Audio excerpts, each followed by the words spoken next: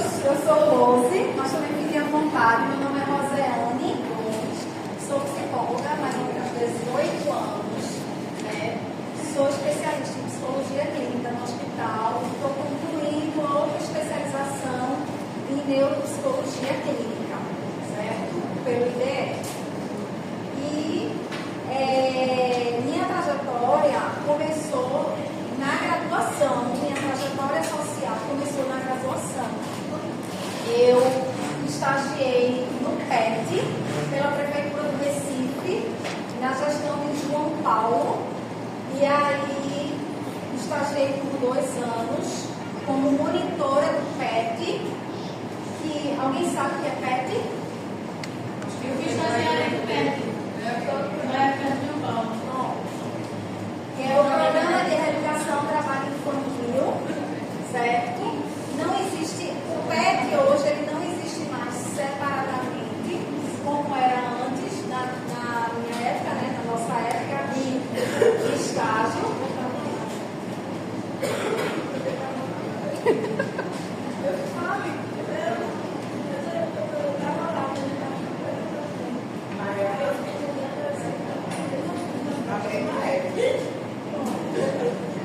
E aí foi quando começou toda a minha trajetória profissional, né? Terminei a faculdade, concluindo também o estágio e hoje, na verdade, dei continuidade como psicóloga de uma ONG, que era o Movimento Tortura Nunca Mais. Alguém já ouviu falar do Movimento Tortura Nunca Mais? Uma ONG super renomada, bem conceituada em relação aos direitos humanos. E aí era uma ONG que trabalhava vinculada com os projetos da Petrobras. E aí começou essa trajetória, né, na minha área social. Depois do Movimento Tortura Nunca Mais, fui contratada para trabalhar nos CREAS, né, nos CREAS regionais. E aí segui. Hoje estou como psicóloga no município de Ipojuca há 12 anos, mas antes eu entrei como coordenação de políticas públicas, né? Eu entrei em 2013 no município como coordenadora da equipe de saúde da família, que era as unidades de saúde da família, né? Os postinhos que chamam. Então eu coordenava a política e aí saí pulando para outras coordenações de políticas públicas, né?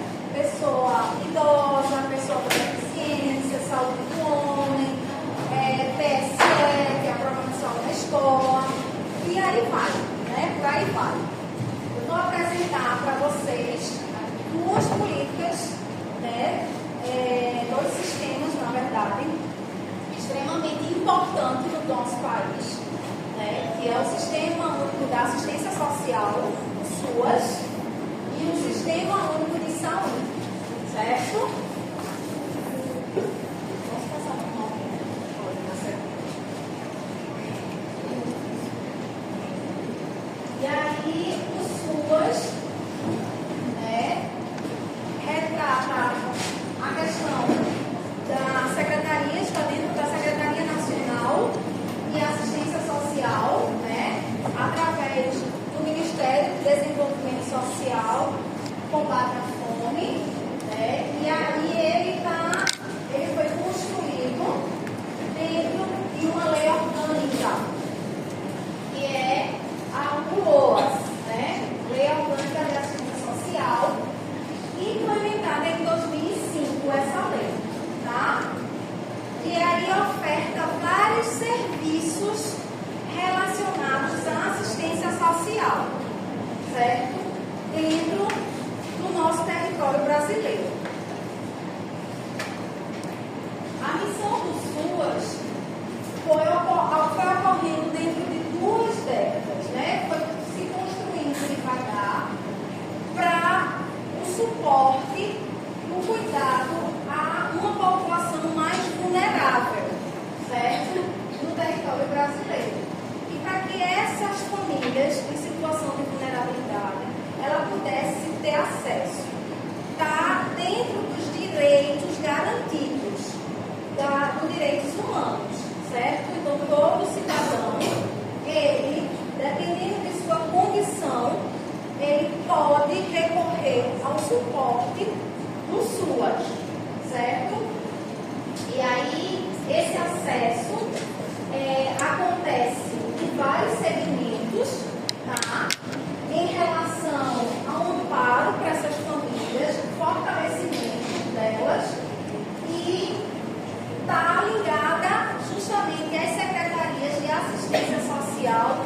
dos municípios, tanto estadual quanto municipal, certo?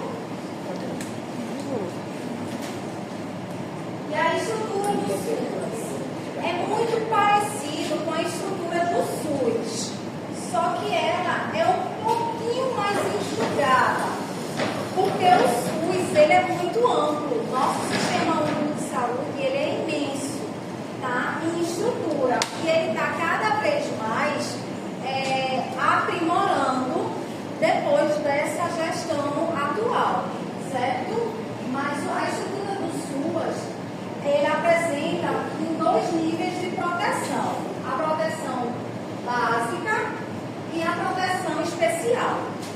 Dentro da proteção básica estão os CRAs. Vocês conhecem o CRAs, já ouviram falar? Que são os Centros de Referência da Assistência Social. E a proteção social especial está os CREAS, que é o Centro de Referência Especializado da Assistência Social, certo? Então, aqui são as 2 estruturas, né, os níveis de proteção dentro do Sistema Único de Assistência Social, tá? E aí, o SUS, ele também é descentralizado. O que é isso? Né? Os serviços que são executados no sistema, eles são executados pelos municípios. Como eu falei, né? Existe a parte da Secretaria de Assistência Social, tanto do Estado quanto municipal. Então, o SUS ele é descentralizado para os municípios com apoio financeiro, tá? Do Estado, do Federal, União e Estado, tá? Recurso financeiro. A gente brinca muito, quem é servidor público, né? De alguma secretaria específica, que a Secretaria de Assistência Social é a prima pobre. Realmente é. A prima rica, qual é? Alguém sabe? Já ouviu falar? Educação. Tem mais dinheiro. Eu queria ter uma filha. Mas não sai para vocês. O Ministério da Educação é o que mais vem mais perto hoje, né? É tanto que assim, vamos e convenhamos, né? De fato, os professores de Pojuca eles ganham muito bem. Então assim, eu tenho que dar certeza. Os professores de E aí os professores recebem 14º, eles recebem, então assim, a gente tem essa brincadeira.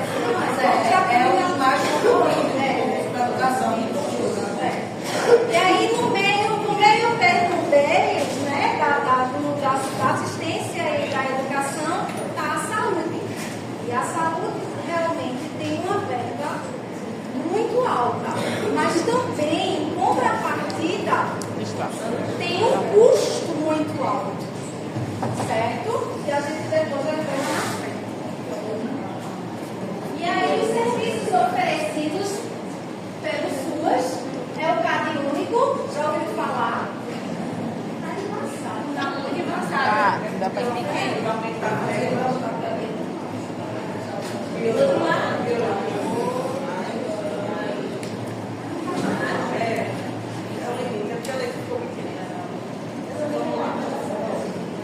E aí é onde está a questão do programa do Bolsa Família. O PET está aqui dentro. Não existe mais PET, né? Trabalho, certo? Mas o apoio financeiro de recebimento dessas famílias está dentro do CAD único, certo? Outro serviço é o serviço de convivência e fortalecimento de vínculos. Aqui está dentro do CRAS. O CRAS são atividades coletivas, aquelas atividades de pró-jovem, as atividades de corte e costura, isso é dentro do CRAS, né? Cabeleireiro, isso é para dar subsídio a essas famílias terem autonomia depois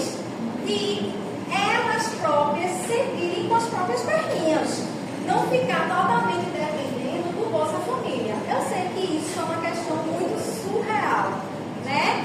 A dependência é muito grande, mas existem muitas famílias em situações de vulnerabilidade muito alta, certo? Por isso que para entrar dentro do programa, hoje em dia está de uma forma bem rigorosa, porque realmente tinha muitos desvios, né? Famílias com necessidades precisando e famílias que mentiam, enfim, tinha alguma condição melhorzinha e estava ali dentro do Bolsa Família recebendo, né, pelo programa. Atendimento especializado, né? Situações de violência, então vítimas de violência, aqui tá o CREAS, tá? Então, o CREAS é um centro de referência especializado da assistência social que acolhe as vítimas que sofreram violação de direito, seja uma negligência, uma criança, seja um idoso em cárcere privado, seja uma violência doméstica. E aí, gente, eu fui psicóloga também do CREAS regional. Na época de Eduardo Campos, né, foi quando ele fundou os CREAS, ele separou por região, né? E aí eu trabalhei em dois tipos de CREAS, de duas regiões diferentes. Uma foi no Sertão Central, que atendia 8 municípios e a sede era lá em Salgueiro, tá? E a outra foi em Bom Jardim, que era o CREAS do Agreste Setentrional. E a gente atendia 19 municípios. Ia de Bom Jardim até Santa Cruz do Capibaribe, certo? E aí a gente dava suporte aos CREAS municipais, com orientação, com suporte em situação de algumas famílias, né, que passaram por uma situação muito rigorosa de violência. Na minha época, em 2009, 2007, 2008, né, lá atrás, a Lei Maria da Penha, as mulheres, elas davam a queixa, né, e aí, de repente, elas iam e tiravam a queixa.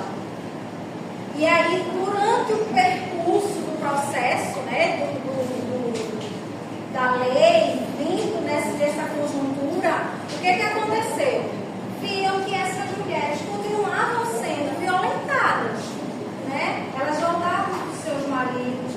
Antigamente a gente não falava muito dessa questão de dependência emocional, de responsabilidade afetiva, que hoje está bem evidente, né?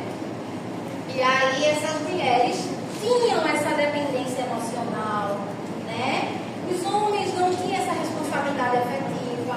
Às vezes eram mulheres que eram dependentes, não só emocionalmente, mas financeiramente, né? Estruturalmente, a casa era dele, né? E tudo isso. Então ela acabava voltando, tirando a queixa e voltando para o agressor. A gente não tinha contato nenhum com o agressor. Isso a gente deixava para a SDS. Isso era com a polícia, certo? Com as delegacias civis.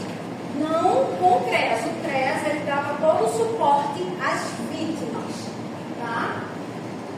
O BPC, que é o benefício de prestação continuada, que também é um benefício bem rigoroso, né? Para as pessoas em situação de vulnerabilidade, seja de baixa renda, seja de deficiência, seja, por exemplo, um idoso, ele nunca contribuiu, mas quando ele tem uma idade mínima, 65 anos, ele pode, dependendo da condição, da renda dele, da casa, ele pode solicitar o BPC, tá? Se, por exemplo, dentro da casa desse idoso tiver um filho ou um esposo que recebe alguma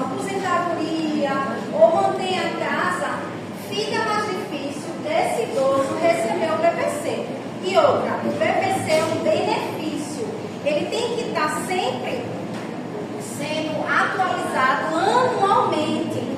Por quê?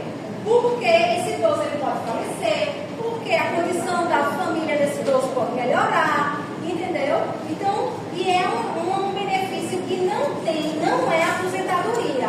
Que chega no final do ano ou no meio do ano, ele recebe 13º. Não, tá? Está dentro do processo do INSS, sim, também, porque é pago por lá, mas não é aposentadoria, é um benefício. Acolhimento institucional, essas casas de abrigos, né, casas de lares, que é de acolhimento a essas mulheres em situação de violência, essas crianças em situação de negligência, e aí a família, o conselho tutelar toma, né, dessa família, caso essa criança ou esse adolescente não tenha nenhum outro familiar que dê suporte, então vai nessas casas lares, tá? E os programas de inclusão, né? Que são esses projetos sociais que a gente vê que faz parte também dos serviços oferecidos pelo SUAS. A abrangência do individual, né? Aqui no território nacional, e aí concedido para as famílias de baixa renda, como eu falei, a questão de idosos e pessoas com deficiência, crianças e adolescentes em alguma situação de negligência ou violência, pessoas em situação de rua, esses moradores de rua. Existe o CREAS-POP. Eu só tive conhecimento de dois, o em Recife e o em Caruaru. Eu não sei como é que está, porque a minha trajetória do Sistema Único de Assistência Social, ela findou no final de 2010. 2010 para 2011. Então, depois disso, eu ingressei no Sistema Único de Saúde. Então, por mais que a gente tenha uma rede, né, que a gente se fala direcionalmente, intersetorialmente, mas eu não entro a fundo dentro do sistema. Então, eu não sei como é que tá essas questões do CREAS-POP, que é justamente essas pessoas em situação de rua, tá? Vítimas de violência doméstica, de exploração e abuso, tá? E comunidades em situação de emergência e calamidade. Vocês lembram do 2010, quando teve as cheias aqui em Recife, em Pernambuco, né? Na verdade, em Pernambuco, que vários municípios foram atingidos. Pronto, eu coordenei, na época, um município, no final terminei com dois, né? Vicência e Nazaré da Mata. E aí, a gente dava suporte nessas situações nas comunidades, junto com a Secretaria de Assistência Social do município, nessa situação de emergência e desastre. As pessoas perderam tudo, então fizeram abrigos de quadra poliesportiva de escola municipal, estadual, e aí teve esse suporte, né? A gente fiscalizava, porque infelizmente dentro dessas quadras que eram abrigo, havia violência doméstica, tá? Também, abuso também. Depois entrou um processo de frente de trabalho, então os próprios moradores, a gente ofertou a questão de material para eles reconstruírem a cidade, e isso aconteceu, certo? Então, assim, foi um trabalho bem interessante de reconstrução de cada município, tá? E aí, os próprios moradores, os próprios munícipes, eles aqui trabalharam dentro do processo e aí começaram a receber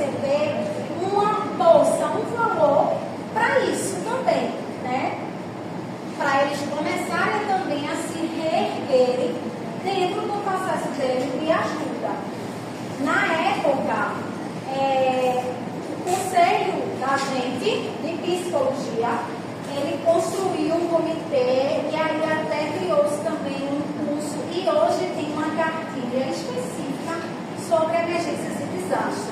Então, assim, hoje qualquer tipo de situação, desastre aéreo, vai uma equipe de psicólogos fazer esse acolhimento, certo? Lá, teve no Rio Grande do Sul, o ano passado, né, ou foi no início de 2023, eu nem lembro direito, né? Então, assim, teve uma equipe, aí o nosso conselho solicitou para quem quisesse se voluntariar para fazer um apoio psicológico para essas famílias, tá? Então, assim, é muito importante. Então, isso está dentro da questão social também, certo, gente? E aqui fala um pouquinho da questão da contribuição, né? E redução da desigualdade. Então, o objetivo do SUAS é isso, é tentar chegar num processo de que todos nós somos iguais, né? Apesar de existir as classes sociais, né, e famílias em situação de vulnerabilidade, mas para que a comunidade, essas famílias, né, elas consigam, de fato, se reestruturarem, procurarem emprego. Tem famílias que não querem, né? A gente tem gente que fala assim, eu prefiro estar sendo flanelinha do que ser carteira assinada, que eu ganho mais. Tá, isso é uma opção dele, isso é uma coisa dele. Agora, se ele quer flanelinha e ali, aquele local, quem dá, quem quiser dá. Agora, eu, particularmente, eu me lembro que logo quando eu comecei no PET, que era na gestão de Lula, né, ele dizia muito que não era para a gente dar dinheiro às crianças, né, porque as mães se utilizam disso também, né, as crianças pedindo na rua, as crianças trabalhando. Então, assim, é algo que a criança tem que estar na escola, né, não tem que estar pedindo na rua nem estar vendendo nada, certo? Então, isso se torna, de fato, mão de obra barata, né? E aqui alguns trabalhos que eu realizei, porque eu na época, em 2009, eu passei numa seleção simplificada do Siriaém. Vocês conhecem Siriaém? Tem alguém aqui de Siriaém? Alguém de Siriaém? Alguém de Pojuca? Vamos trabalhar de tu lá. Eu vou estar no aqui eu trabalhei no CRAS de Siriaém. Eu passei na seleção e aí, infelizmente, eu saí. Como eu já tinha uma experiência no CREAS, o CRAS ele é mais pacífico, assim, ele é mais devagarinho, mais tranquilo, sabe? A gente não faz acompanhamento sistemático, tá, gente? Nem no CRAS, nem no CREAS, certo? A gente direciona para a saúde, alguma necessidade, a gente apoia as famílias, a gente orienta, a gente dá suporte à situação de violência, a gente faz uma reunião intersetorial, por exemplo, o Conselho Tutelar vem nos informar e informar o CREAS que uma criança não está frequentando a escola, certo? Então a gente vai dando uma orientação a essa mãe, peraí, vamos orientar essa mãe, para essa mãe não perder, ou esse pai, ou esse tio, esse avô, esse responsável, para essa família não perder, essa criança não sair dessa família, né? E a gente fazer essa orientação. E aqui é porque está desfocado, mas aqui são mulheres, e aí é um curso de cabeleireiro, certo? E aí a gente estava fazendo uma roda de conversa sobre autonomia, sobre geração de renda. Aqui são trabalhos manuais com idosos, né? A gente faz muitos trabalhos e a psicologia social, gente, ela anda assim, ó, com o serviço social, como profissional da assistência social. você é psicólogo de uma área social, não tiver ligado a algum profissional de assistência social, porque as visitas domiciliares são com assistência social, né, um suporte. Então a gente trabalha de uma forma muito ligada. Eu tenho muitos amigos assistentes sociais, muitos, né, por conta desse vínculo de trabalho que é importantíssimo. Não é por acaso que é psicossocial, certo? Processo de trabalho. E aí a gente vai entrar no SUS. Alguém quer perguntar alguma coisa? Fique à vontade, viu? Sobre o SUS, ou alguma coisa desse sentido? Esse acolhimento que vocês dão em casos de tragédia, por exemplo, aquelas chuvas e tal, eles são em conjunto, assim, em grupo, ou eles são individualizados por família? Depende. Depende da situação do usuário. Tá? No sistema único de assistência social, a gente não chama paciente, a gente chama usuário. Certo? Nem cliente, é o nosso usuário. Então, depende da condição emocional desse usuário, certo? Se for um usuário que passou por uma situação de violência extrema, ele não vai querer se expor no grupo.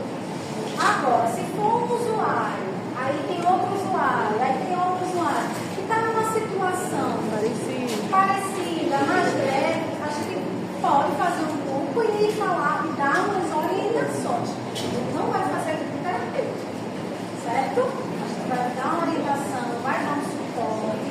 E aí, assim, dependendo do caso, a gente encaminha o SUS. A saúde vai acolher esse usuário para fazer o acompanhamento sistemático. A gente pode fazer o quê? A gente vai fazer visita, como é que está? Está indo para acompanhamento? Está dando? Está conseguindo? Então, assim, nesse movimento. Certo? Alguém mais? Podemos seguir? SUS, né? Como todo mundo sabe, Sistema Único de Saúde. Tá? Que é um direito de todos. Inclusive, quem vem de fora para cá. Né? Se a gente for lá para fora, a gente vai ter que fazer o quê? Ou a gente se lasca, né? Desculpa a expressão, pegando a bagagem da nossa colega ali. Ou a gente tem que fazer um plano de viagem, incluindo saúde. Meu cunhado mora no Canadá. E aí, falando muito bem do Canadá, tudo que é passado pelo saldo, ele viaja para cá de volta, para casa da minha sogra, faz aqui, para estar aqui. É mais barato pagar passagem, vir para cá e voltar, sem ter que fazer qualquer processo lá. Todas as vezes ele vem e faz todos os tratamentos de saúde, estética, que é, quanto saúde é, porque vai para esse sistema. Gente, o nosso país tem o melhor sistema de saúde do mundo. Você sabe o que é isso? Você sabe que os Estados Unidos queriam comprar o nosso SUS? Vocês sabem? Vocês têm a noção? O grande problema é que, de fato, a gente tem governantes corruptos. Tá?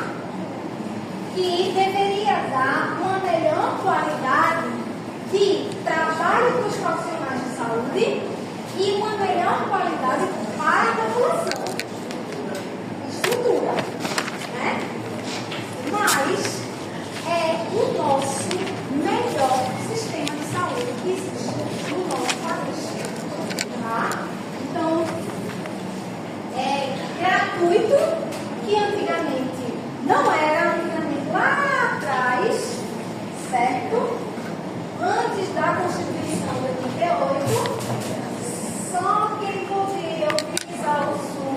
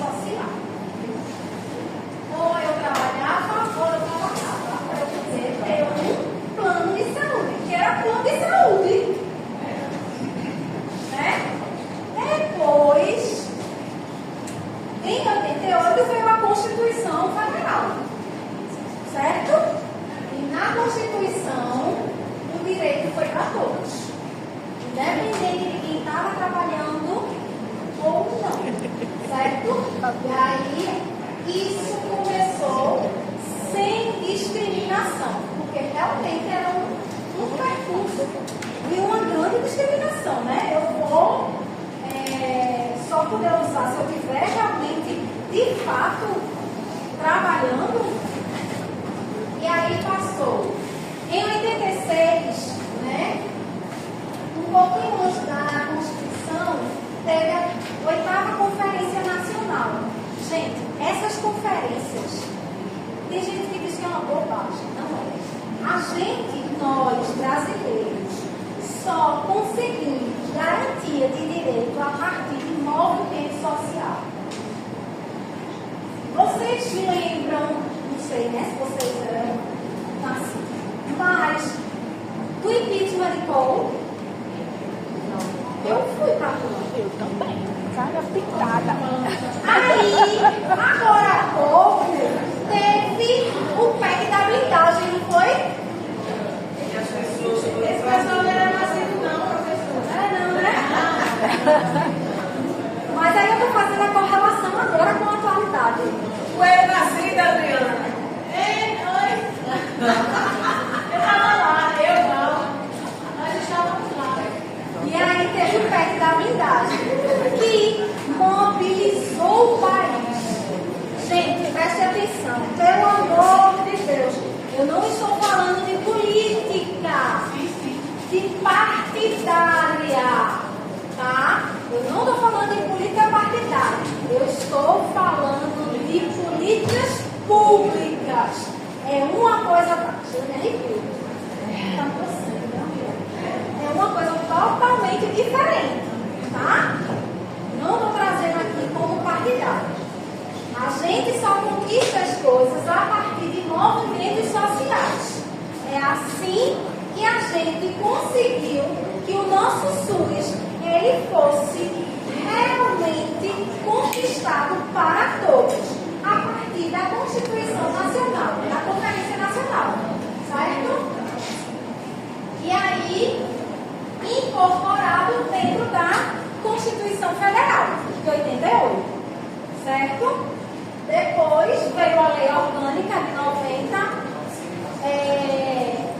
e aí essa lei, ela realmente, que a gente chama Lei 8080, e essa lei, justamente, ela veio para regulamentar essa situação de como a gente vai acolher a população brasileira, sem precisar que as pessoas trabalhem para poder ter acesso, tá?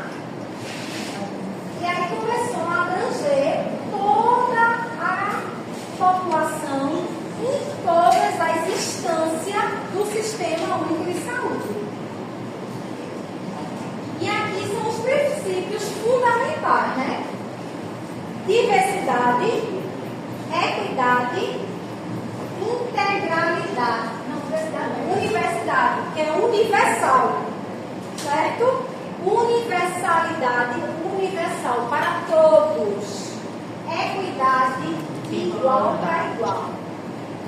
Se eu sou uma pessoa em situação de vulnerabilidade, por exemplo, vamos dar um exemplo bem extremo, tá? Era isso que eu ia dizer. Vem um acidente de trânsito, uma pessoa rica, ela vai pro HR. Aí vem um bandido que foi baleado, ele vai pro HR também. Isso é igual. Somos iguais perante a lei e os direitos humanos, tá? Então, o médico, ele vai salvar a vida tanto do rico quanto do bandido. Porque ali a gente olha, nós, enquanto profissional de saúde, a gente olha o ser humano. Tá? Né? Olhar o outro como igual. Certo? Nesse sentido. E aí, integralidade, integrar todas as prioridades, todas as questões, todos os processos de acesso, certo? Desde a questão da atenção básica até a alta complexidade, certo? E os princípios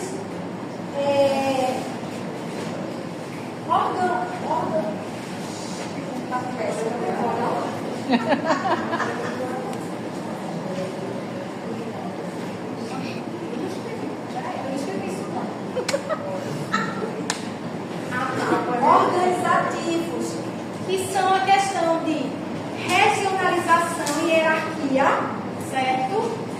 Descentralização e comando único, aquilo que eu falei, descentralizar situações da atenção básica, curativo. A gente não era uma única coisa, num único lugar. Começou a descentralizar, né? Uma coisa que descentralizou, a questão de teste rápido, né? Das ISTs. Antigamente existia só um lugar que era, que hoje é o SAI, que era o Sistema de Assistência Especializado, e que era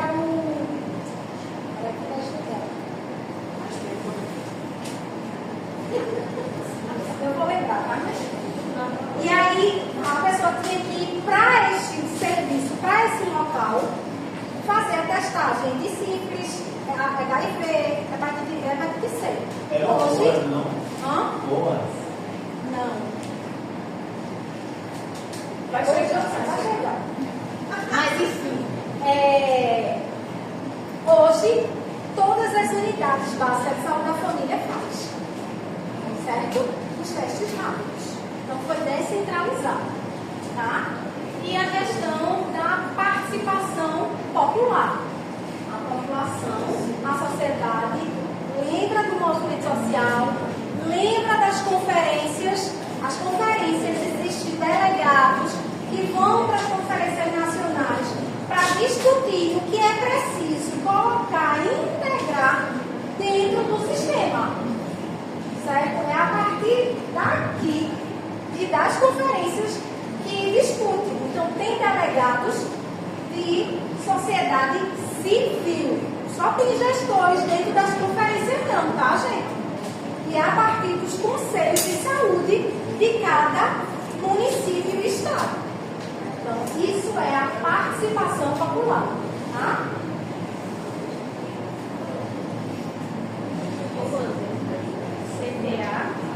CDA. Centro de Testagem. Isso. Antigamente era o CDA. E hoje existe, né? A gente ainda fala, de vez em quando, mas é o SAI, que é o Sistema de Assistência Especializada, que é onde é tratado também as doenças de infecto contagioso, como tuberculose, mas também foi descentralizada. As unidades de saúde da família, ela também trata, inclusive, as visitas realizadas por agentes comunitários de saúde, os ACS, que vão na casa para verificar que aquele pacientezinho está, de fato, tomando a medicação. Certo? É uma forma, não é de fiscalizar, mas de promover saúde. Certo? E aí é os níveis de atenção. Primária. Quem é que está na atenção primária? Quem é que está na atenção primária? Quem? Quem está na atenção primária? Que tipo de serviço? Que tipo de serviço está na atenção Vocês primária que a acham? gente usa? Unidade de saúde. Isso. Posto de saúde, USF. Isso, exatamente, do SF, né? Que hoje é equipe de saúde da família. Quem é que está na atenção primária? Equipe de saúde da família, multi, que é o antigo NASP, né? As vacinas, a política PNI está dentro da atenção primária, certo? A vigilância em saúde também ela está, né, dentro da atenção primária. Uma situação, por exemplo, de herboviroses. Alguém sabe o que é herbovirose, gente? Herbovirose. Alguém sabe o que é herbovirose? A dengue da vida, certo? A chikungunya, a vigilância sanitária e epidemiológica também está na atenção primária.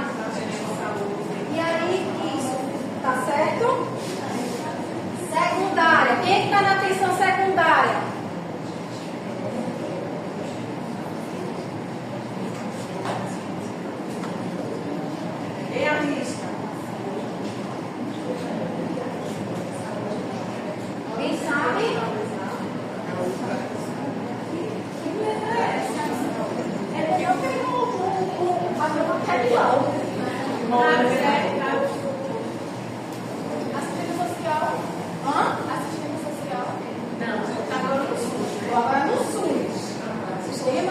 saúde.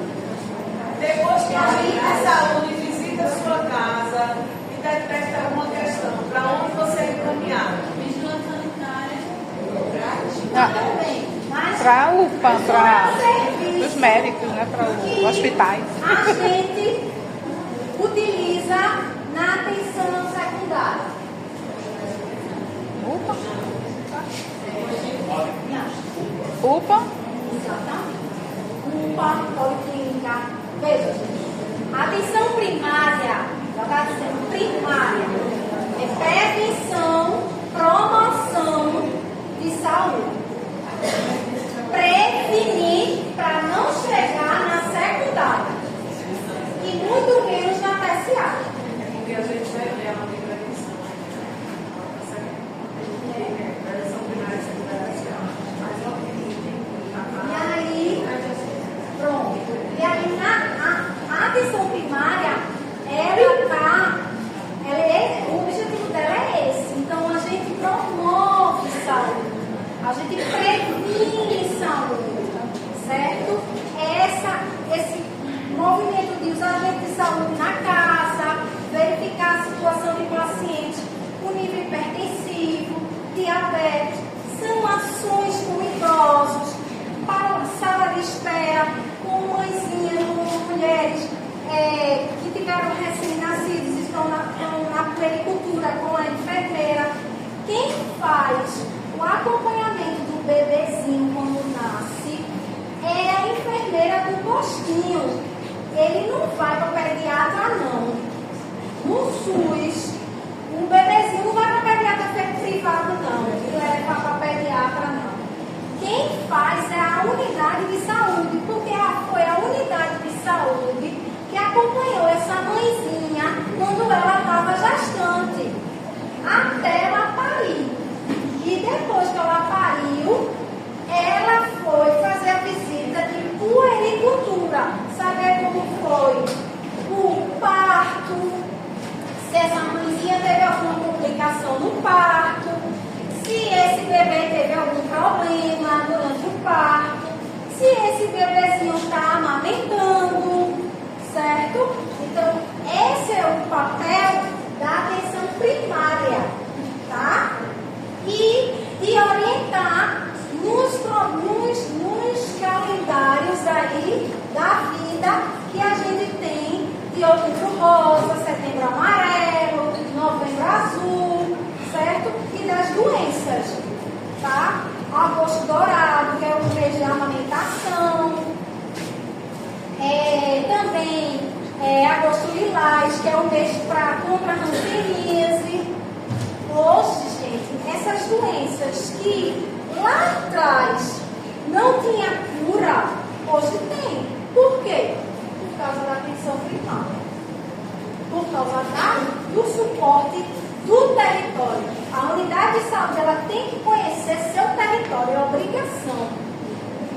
Certo? A atenção secundária, UPA, policlínica, tá? É onde está especializada. Urgência e emergência. Houve um acidente, vai para UPA, né? Pois não paga dependendo da situação, certo? É tanto que assim, qual é o objetivo do HR? O HR hoje, ele já está dentro da atenção terciária. Por quê? Porque desafogou. Antigamente, quando não existia UPA, todo mundo dor de barriga, vai para HR. Eu estou com uma facada, vai para HR. Quer dizer, coisas totalmente diferentes. Hoje, o objetivo do HR é uma situação muito mais extrema. Certo? Então, eu estou com dor de barriga, vai para a UPA. Né? Eu estou com cabeça, eu estou com... A UPA é que vai avaliar o quadro desse paciente, até porque dentro da UPA tem sala vermelha, e aí, se necessário, faz a ligação para verificar a questão de leitos. Onde tem um leito do hospital, Getúlio, não sei o que, esse paciente vai precisar da observação da internada. Certo? Aí já é a terciária.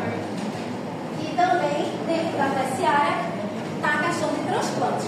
Vocês sabiam que a gente faz transplante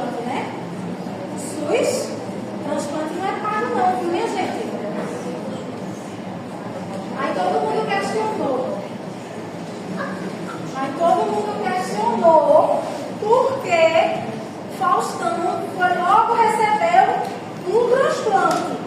Ele logo recebeu um transplante por conta da necessidade dele. Ele não passou na frente de seu menino. Inclusive, a gente tem um transplante de coração dentro do Procap.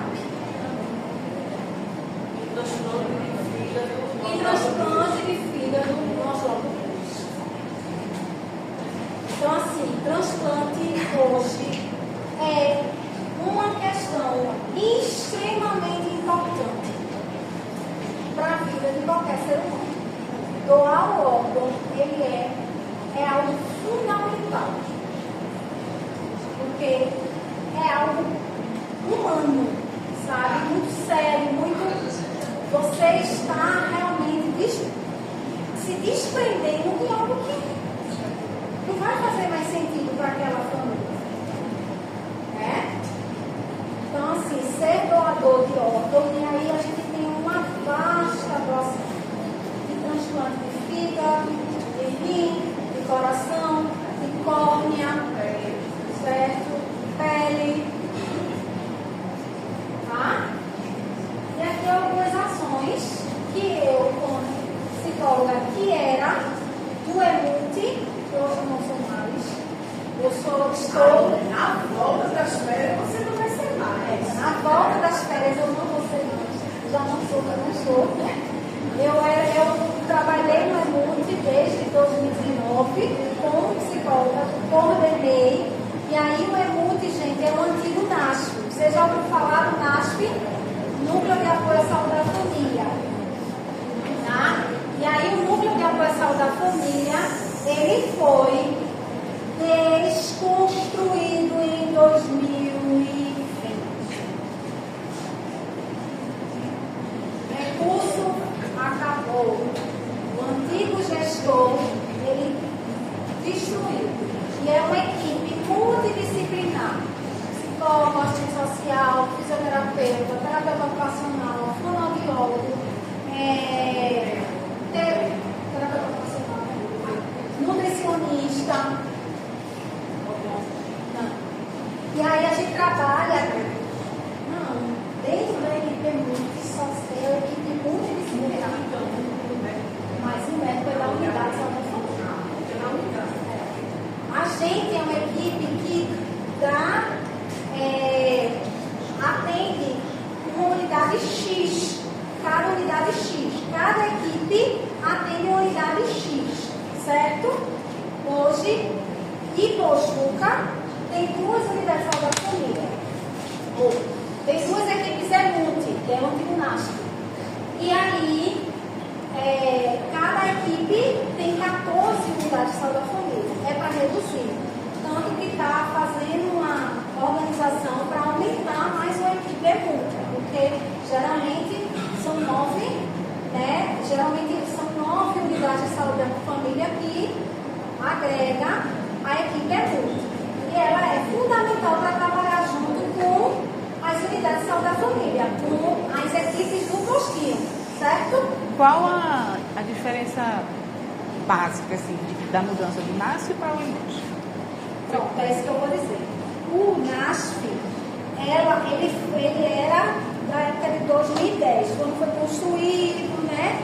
Quando chegou em 2020, na gestão do presidente Bolsonaro, ele destruiu, ele acabou com o recurso financeiro.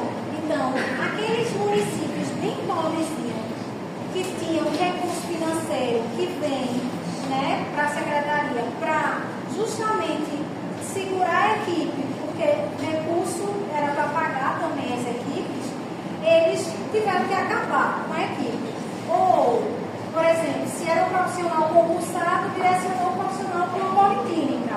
Se era um profissional contratado, tchau. Certo? E aí, só, se eu me engano, acho que foram só 2 municípios, foram 3 municípios na época que sustentou o NASF, na época dos 4 anos de Bolsonaro. Foi Ipojuca, Recife e, não sei se foi Jaboatão ou Cabo, foi um dos 2. Só 3 municípios. O resto, todos os municípios acabou com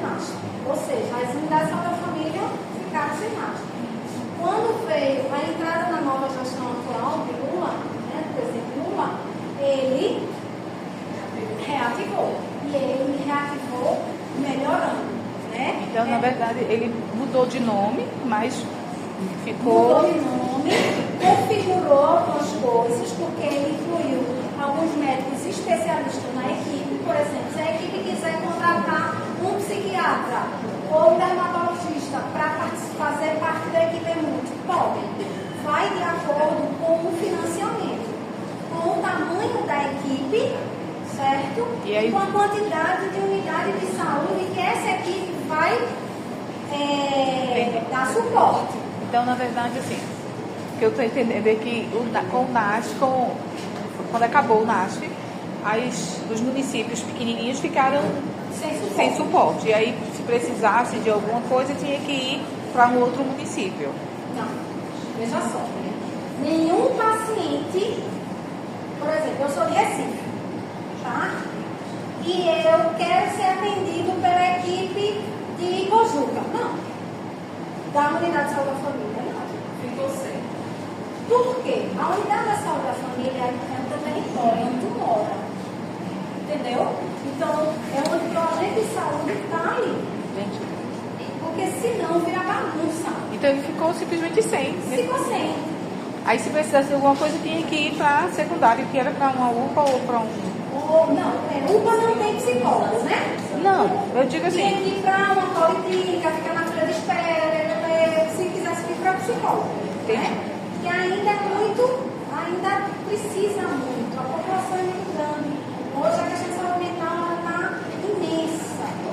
Né? Então, Ainda esse sistema assim, dessa organização funciona ainda no posto de saúde. Porque eu moro aqui em lá no posto de saúde da UAE3, que é onde eu moro. E nesse posto da UAE3 tem o pessoal que é aqui da equipe 1, da equipe 2 e da equipe 3. Ninguém pode ser atendido por outra equipe. Aí tem um postinho já bem pertinho, que é dos Milagres. E aí, quem é daqui desse posto da UAE3 também não pode ser atendido pelo posto da Milagre. A não ser que seja campanha de vacinas, né? Depois primeiro dão assistência a toda a população que vive lá. Aí depois, quando termina lá, a gente vai para lá. A não ser isso, nenhum postinho dá suporte para outra, esse não trabalhoso. isso é a unidade de saúde. Agora, o EMUT, ele, por exemplo, ele pode atender, como eu falei, consulta, atende 14 unidades de saúde da família. Então, por exemplo, um postinho, ela falou de 2 postinhos. A equipe EMUT, ela pode acolher o postinho X e o postinho Y. A equipe é múltipla. Por quê? Porque a equipe é múltipla, ela abraça mais de uma unidade de saúde da família. Aí a gente faz reunião técnica com as equipes uma vez no mês. Aí quem é que está nessa reunião técnica? 3 ou 2 profissionais da EMUT e toda a equipe de saúde da família. Médico, enfermeiro, dentista, técnico de enfermagem, agente comunitário de saúde, todos os agentes comunitários de saúde dessa unidade, certo? E vai fazer, e aí eles vão trazer a demanda para a gente fazer ações, né? Ou visita domiciliar, ou atendimento individual na unidade. E aí esses atendimentos, a equipe EMUT, ela não acompanha.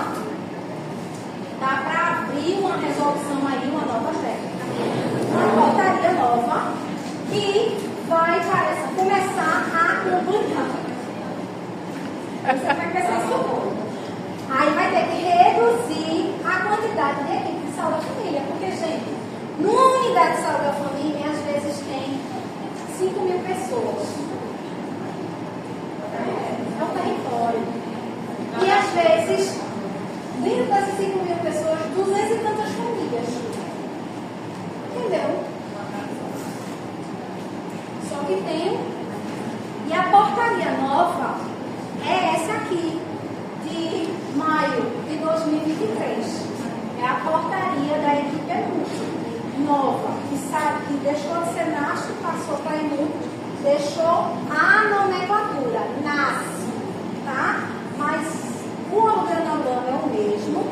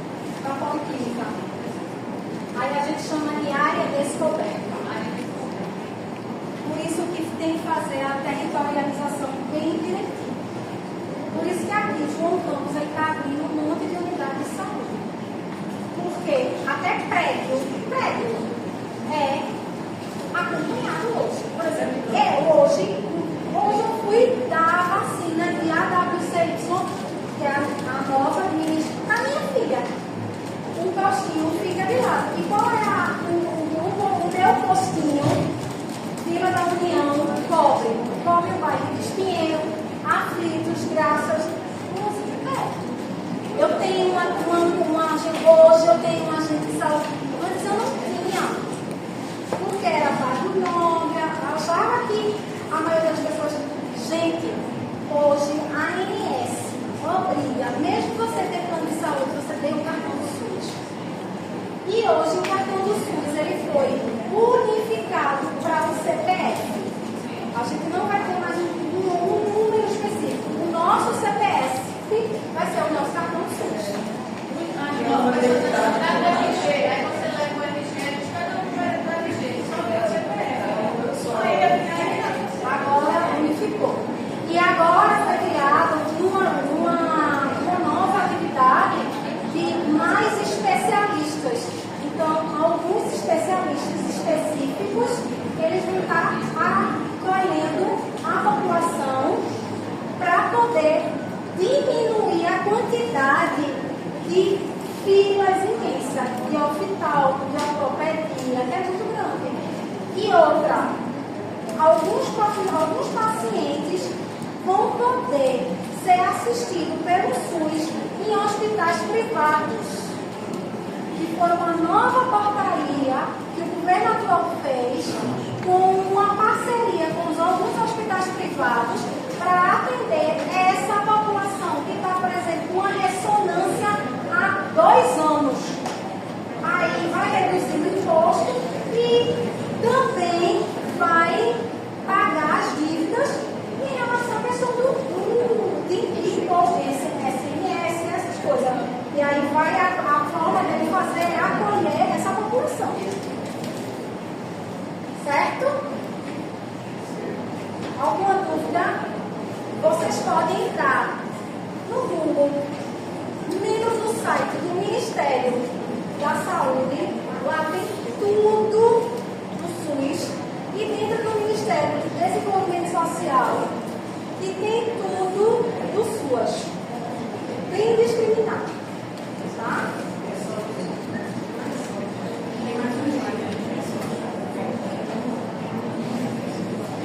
Olha, aqui é uma agência domiciliar. Viu? A agente de saúde, isso foi na época depois um pouquinho da pandemia, 2021. A nutricionista e a assistente social. E a agente de saúde, aqui é uma das comunidades. Aqui é uma das unidades do distrito de Camelo, aqui em Sojuca, né? A gente fazendo outro